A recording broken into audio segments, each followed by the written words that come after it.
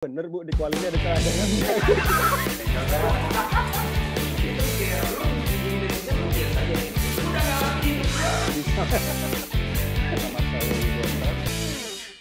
Halo semuanya, ketemu lagi dengan saya Yudi Oktav bersama dengan Anton Sanjoyo atau Bung Joy di rubriknya belum ada, yang pasti ngobrol bebas soal olahraga khususnya sepak Gimana bola. nanti aja lah rubrik mah, yang penting ngomong dulu. Betul, itu yang penting ngomong dulu. Kemudian yang pasti ada di channel Sportmax. Ya, ini Bung Joy-nya sudah ada. Apa kabar, Joy? Ya, ginilah. Ya, Rabu yang tiba-tiba aja sibuk banget. Dan ya, masih ada. Ini ya acara saya ketiga nih hari ini. Nanti masih ada acara keempat malam.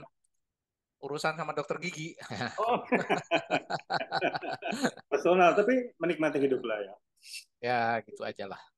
Oke Joy, hari ini kita akan bahas soal kontroversi atau gonjang-ganjing soal pemanggilan pemain untuk Piala Asia usia 23 di bulan April nanti. Beberapa klub sudah menyatakan keberatan lah atau tidak ingin merilis atau tidak ingin memberikan izin kepada para pemainnya untuk bergabung dengan Indonesia U23 ya kalau. U23, iya.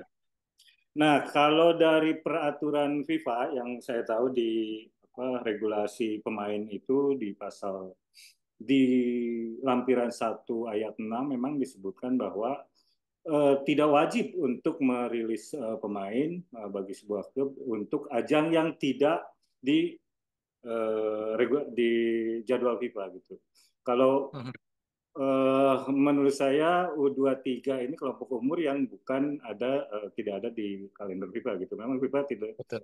tidak mengatur jadwal-jadwal yang di kelompok umur karena FIFA itu Ya, mengatur di kelas A. Kelas A itu ya timnas lah, betul-betul timnas. ya, Nah, ya. jadi memang klub-klub ya kalau keberatan satu sangat sangat punya alasan gitu. Yang kedua juga di peraturan FIFA di pasal yang sama itu menyatakan bahwa pemain itu tidak dibenarkan atau tidak boleh membela negara di sebuah kompetisi dalam setahun dalam 2 kompetisi gitu. Sementara beberapa pemain itu kan kemarin ikut di Piala Asia senior gitu, Piala Mhm. Asia di walaupun 2023 tapi terjadinya di 2024. Nah, ada peraturan bahwa tidak tidak dibenarkan kalau mereka itu bermain di membela negara di 2 kompetisi di tahun yang sama. Gitu. Jadi artinya cukup kuat bagi klub-klub itu kalau mereka menolak. Karena hampir ada 12 pemain yang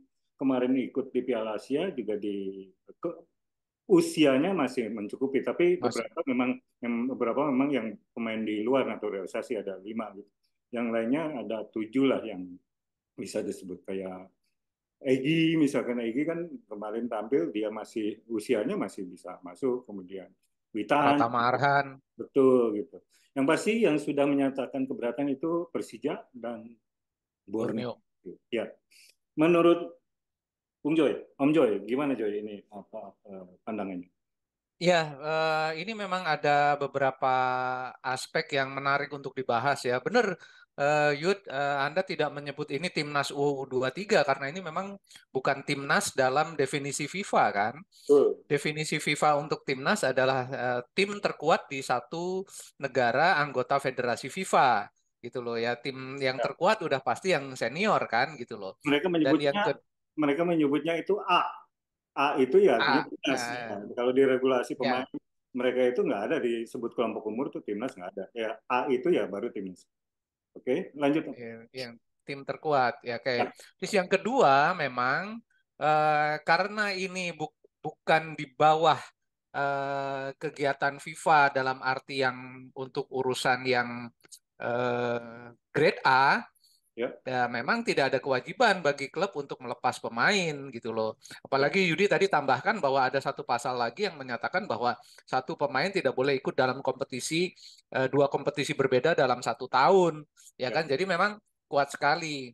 Cuma memang kan problemnya di Indonesia ini ada misleading terhadap pengertian timnas. Bahkan Ketua Umum PSSI juga kemarin saya baca menanggapi penolakan Persija dan Borneo FC ini seolah-olah ini kan tugas negara, ini kan timnas gitu loh.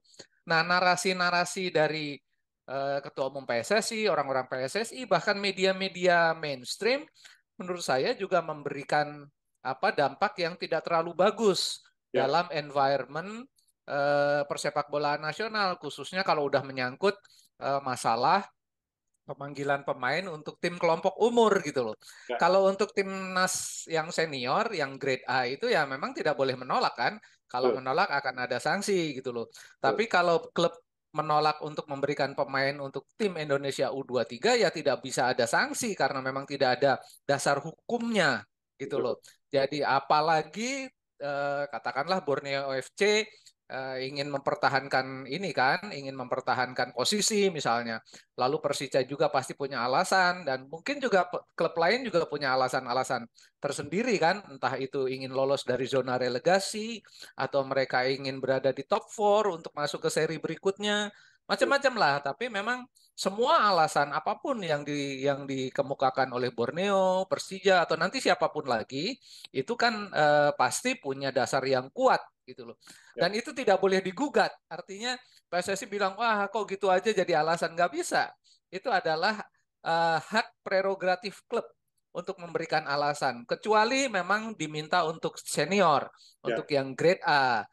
Itu memang ada kewajiban. Kalau enggak, klub bisa kena sanksi, PSSI bisa kena sanksi juga dari FIFA. Kan ya, itu persoalannya gitu loh. Nah, terkait dengan hal itu memang sebetulnya ada narasi yang menurut saya cukup boleh lah. Artinya kalau ada komunikasi yang baik mulai dari sejak awal kemudian PSSI memberikan alasan-alasan yang masuk akal, itu mungkin juga bisa tapi tidak mengikat secara hukum gitu loh. Jadi lebih ke pengertian-pengertian atau apa ya istilahnya pengertian klub lah untuk ya, memberikan pemainnya. Katakanlah Swans kan juga memberikan pemainnya katanya. Saya belum dapat konfirmasi. Jadi Pratama Arhan boleh dilepas. Cuma kan persoalannya apakah memang alasan Suwon itu apa kan kita nggak tahu persis. Apakah kalau tidak ada Pratama Arhan, Suwon, Samsung, Suwon itu akan kesulitan? ya, Atau kalau tidak ada Pratama juga ya oke lah ini demi hubungan baik dengan Indonesia silahkan kamu pulang untuk membela Indonesia U23 kan kita nggak tahu juga gitu loh. Jadi alasan-alasan tidak bisa dipakai. Erick Thohir bilang itu Suwon aja melepas Pratama Arahan, masa Persija sama Borneo nggak melepas? Kan ini untuk urusan timnas gitu loh. Nah, narasinya aja udah salah gitu ya, loh. Narasinya harusnya ini untuk urusan Indonesia. Kalau urusan Indonesia ya mungkin bisa diterima ada benarnya. Kalau urusan timnas ini bukan timnas gitu ya, loh. ya. Jadi ada banyak-banyak narasi yang salah menurut saya dan itu menyesatkan. Ya, betul. Yang pertama kita harus luruskan soal timnas. Tadi kita bahas timnas itu kan grade A. Kemudian yang international window itu atau pertandingan lah, pertandingan FIFA itu kan FIFA itu sudah selalu merilis setiap tahunnya itu tanggal-tanggal Betul, yang bisa dipakai sebagai pertandingan resmi bagi tim nasional.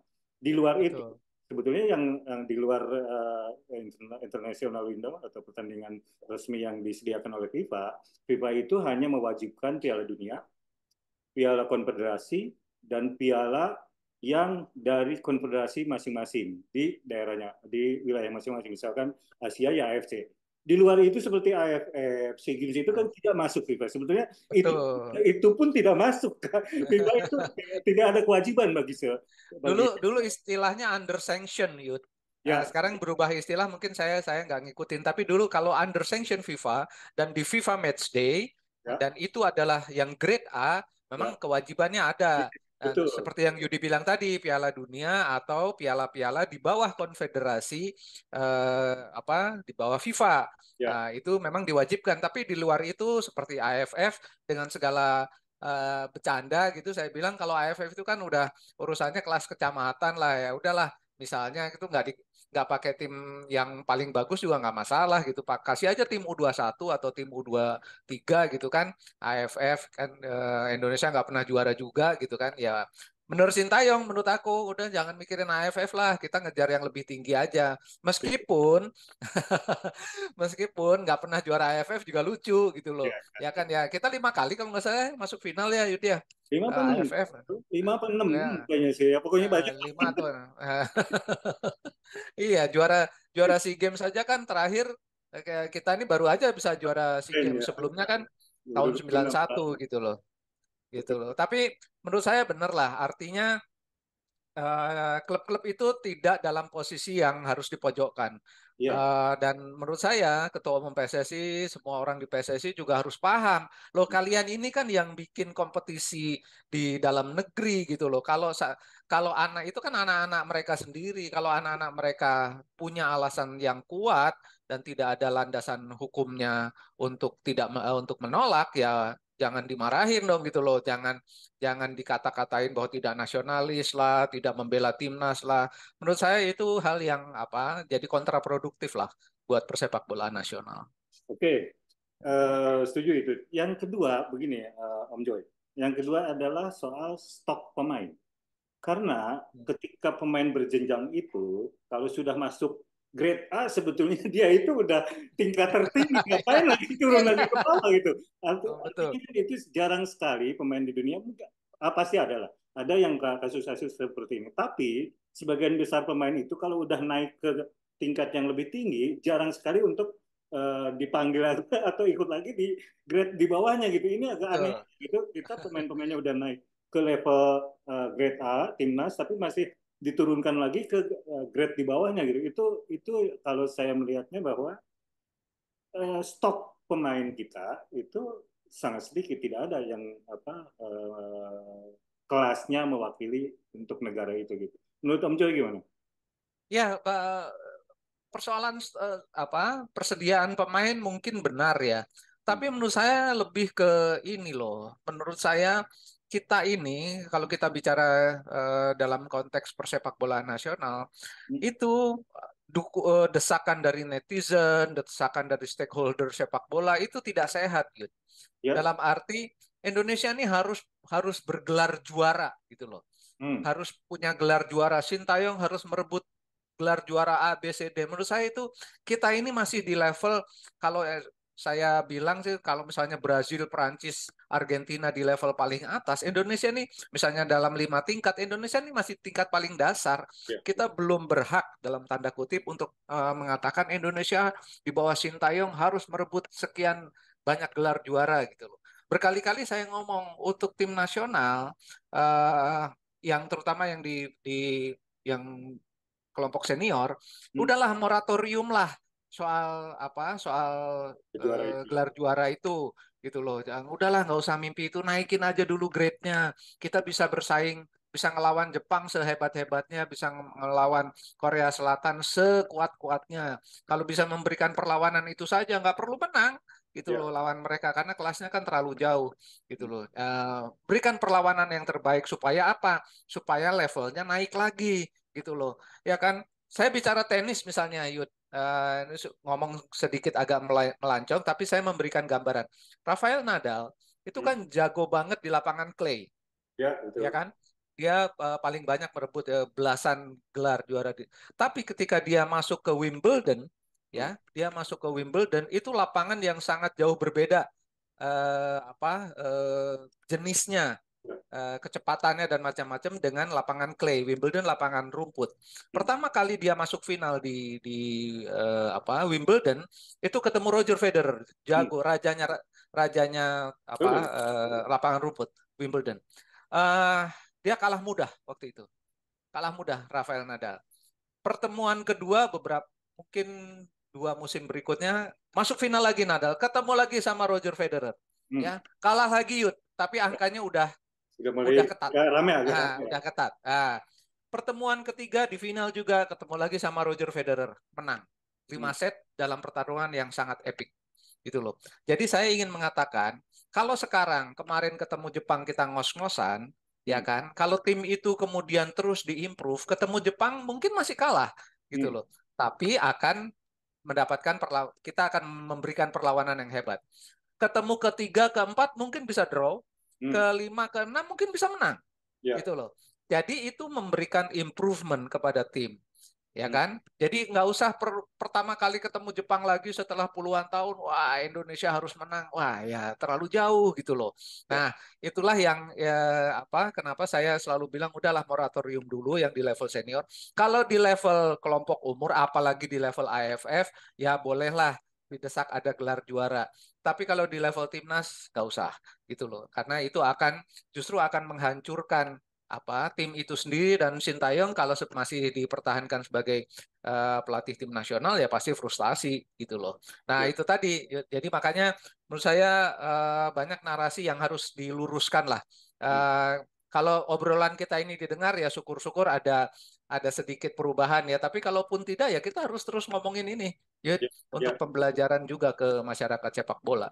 ya, setuju, setuju. Karena banyak sekali tadi Om Joy bahas soal netizen segala macam dan menjadi rame. Dan terkadang banyak sekali netizen-netizen itu juga anak-anak ABG gitu, anak-anak kecil gitu, yang komen yang apa keras-keras, tapi mereka juga tidak memahami regulasi, tidak memahami, tidak mengikuti, bahkan jangan-jangan ke nonton ke lapangan stadion langsung aja belum pernah, jangan-jangan gitu. Karena itu yang Tapi membuat kami sepak bola kita itu, yang membuat kami ya bukan hanya di dunia sepak bola ya di kehidupan dunia maya atau apa sosial media kita ramainya ya karena hal-hal yang biasanya tidak apa strategis itu tidak apa ya tidak tidak mendasar konstruktif tidak konstruktif.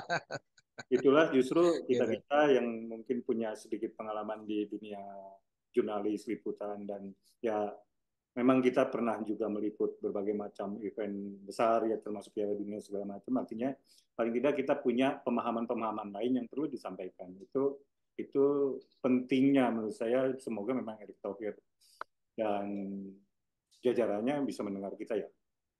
Hmm.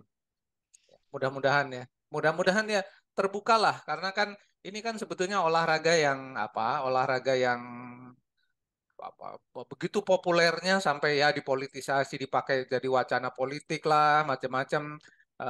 Saya kemarin baru ngomong aja di Dewan Pertahanan Nasional, nah, tapi nanti itu mungkin cerita yang lain lah soal betapa sepak bola ini dipolitisasi sehingga kemudian tujuan dari pembinaan sepak bola itu sendiri menjadi kacau balau. Itu, Yud. Ya, itu kemudian juga dari sisi mental gitu mungkin ini yang paling penting sekali Joy. Pemain-pemain usia muda kita, pemain-pemain kelompok umur kita itu sering sekali jenjangnya itu terputus gitu. Terputus itu mereka biasanya bagus di kelompok umur, kemudian meningkat ke usia yang remaja, ke dewasa itu putus mentalnya, putus karirnya gitu. Itu menurut Om Joy gimana nih? Terutama melihat bagaimana hubungannya dengan Piala Asia usia 23 ini. Ya, memang kita ini kan kalau di kelompok umur kan kita beberapa kali ya bisa jadi juara ya. Hmm. Bima Sakti dan kawan-kawan itu kan juga pernah Bima Sakti dengan timnya pelatih kan juga pernah juara AFF kalau nggak salah yang U16 ya. Ya, Itu. betul. Lalu Indra Safri juga pernah membawa U19 kalau nggak salah. Ah, Eh, dan memang persoalan klasik Yud di kelompok umur itu, apalagi kalau udah berlabel tim nasional, itu kemudian menjadi perlakuannya itu kemudian menjadi over, menjadi apa? Menjadi berlebihan sehingga merusak mental pemain-pemain itu sendiri. Ya kan saya selalu mengkritik baru jaga juara juara di AFF lah di kelompok umur nggak usah dibawa-bawa ke TV, ah, diwawancara, dibikinin acara gitu, dibawa ke istana, seolah-olah mereka sudah menjadi juara dunia seperti Leo Messi dan kawan-kawan. Kalau Leo Messi dan kawan-kawan diarak-arak, ya kan sampai menjadi pahlawan nasional, ya itu pantas gitu loh. Karena memang levelnya udah level tertinggi Piala Dunia gitu loh. Kalau baru juara di kelompok umur di AFF, juara kelompok umur di AFC, saya belum lah. Nah itu yang merusak mental pemain, Yud. ya, Sehingga mereka ada star syndrome di banyak pemain. Kalau kita tahu kan banyak sekali pemain yang dulu-dulu kita lihat, wah ini bakal ini wonderkid gitu kan. ya. Tapi tiba-tiba nggak jadi apa-apa. Begitu main di timnas senior juga boro-boro wonderkid gitu loh. Ya ini menurut saya yang sangat merusak di environment sepak bola kita. Dan kelompok umur itu, makanya kalau di Jerman Yud, itu Ya, kelompok umur betul-betul dijaga dalam arti Federasi Sepak Bola Jerman itu kalau udah ada satu kelompok umur itu mereka tidak boleh tidak boleh diekspos besar-besaran, ya diekspos oke lah, tapi kalau besar-besaran itu akan menjadi persoalan dan DFB akan menegur.